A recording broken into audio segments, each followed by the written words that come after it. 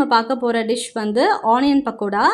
இப்போது சடனாக வீட்டுக்கு கெஸ்ட் வந்துட்டாங்க, நம்ம ஒரு ஸ்நாக்ஸ் செய்யணும், இல்லைனா கிளைமேட் இன்றைக்கி ரொம்ப சில்லுன்னு இருக்கே, மழை வர மாதிரி இருக்குது, நல்லா ஒரு காரமாக டீ கூட ஒரு ஸ்நாக்ஸ் சாப்பிட்லாம் அப்படின்னு தோணுச்சுன்னா 5 நிமிஷத்தில் நல்லா ஒரு ஆனியன் பக்கோடா எப்படி செய்கிறதுன்னு பார்க்கலாம் வாங்க.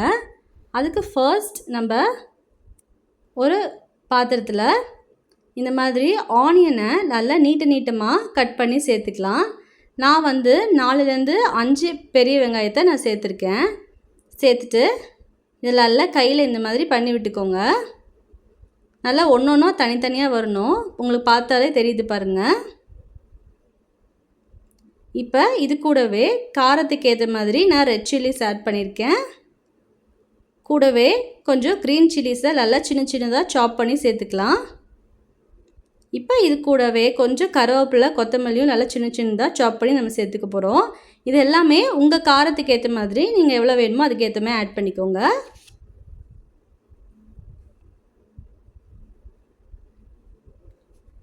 இப்போ நம்ம இது கூட வந்து 1 கப் கடலை மாவு சேர்க்க போகிறோம். கூடவே கொஞ்சமாக அரிசி மாவு சேர்த்துக்கலாம். கடலை மாவு அரிசி மாவு எல்லாமே உங்களுக்கு எவ்வளோ தேவையோ, நீங்கள் இப்போ எவ்வளோ செய்கிறீங்களோ அதுக்கேற்ற மாதிரி நீங்கள் இதை ஆட் பண்ணிக்கலாம். கூடவே கொஞ்சம் தேவையான அளவுக்கு உப்பு சேர்த்துட்டு, நம்மளுக்கு இப்போ வேணால் கொஞ்சம் பேக்கிங் சோடாவும் சேர்த்துக்கலாம். சேர்த்துட்டு நல்லா கையில் இந்த மாதிரி பிணைஞ்சு விட்டுக்கோங்க.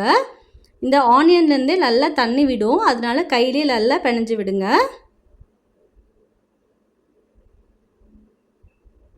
இப்போ நம்ம இது கூட கொஞ்சம் லைட்டாக தண்ணி தெளித்து விட்டுக்கலாம்.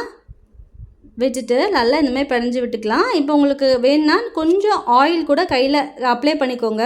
இப்போ உங்களுக்கு பிணையப்போ ரொம்ப ஈஸியாக இருக்கும்.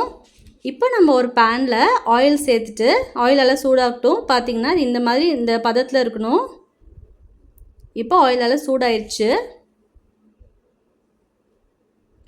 இப்போ நம்ம இந்த ரெடி பண்ணி வச்சுருக்க இந்த பக்கோடா ஆனியன் பக்கோடாவை நம்ம இந்த மாதிரி எடுத்து சின்னதாக போட்டுக்கலாம்.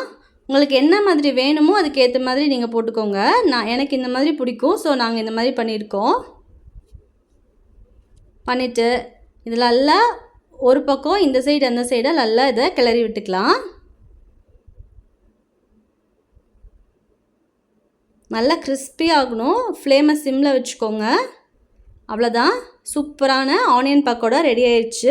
நல்லா கிறிஸ்பியாக டேஸ்ட்டான ஒரு ஆனியன் பக்கோடா ரெடி ஆயிடுச்சு. மறக்காமல் ட்ரை பண்ணி பார்த்துட்டு எனக்கு கமெண்ட் பண்ணுங்கள். மறக்காமல் இந்த சேனலை லைக் பண்ணி ஷேர் பண்ணி சப்ஸ்கிரைப் பண்ணி வச்சுக்கோங்க.